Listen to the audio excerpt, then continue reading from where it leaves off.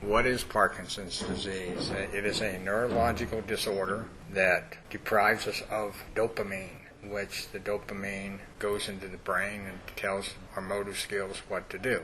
Well, we have at least 80% loss of that dopamine to our brain. It's the most common symptom that people with Parkinson have are tremors.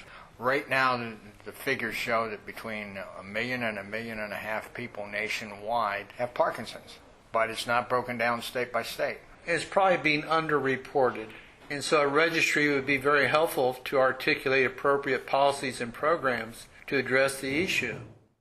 But I think there is a dynamic out there in the communities now that are saying we need to re-examine what we're doing. What we're doing has health effects. We're finding younger and younger people acquiring Parkinson's disease.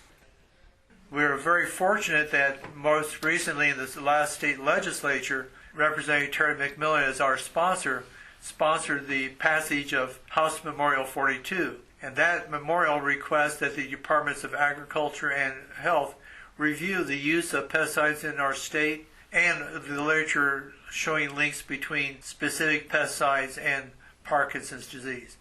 That's where we're at this time, and we're hopefully are going to go back to the state legislature to see if we can find, what we will say, recommendations for remedies.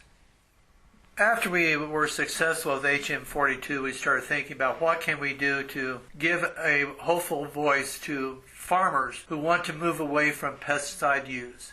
And I knew Dr. Joe Ellington at the university here, and Joe and I talked about the advantages of what he called sustainable agriculture. And he said a really successful farmer who uses no pesticides, we'll find an example in that tour we did. We took them first to the University Experimental Lab Farm. We visited a group of young people in Anthony, New Mexico who are practicing what we'll call organic farming. And then we wound up our journey at the farm of Dosi Alvarez and his wife Norma. And Dosi is a classic example of a man who chose to move away from using pesticides, and he's making money at it. What we're trying to do is show the rest of the farmers in the state that there's an alternative using pesticides, and Dosi is a good example of that.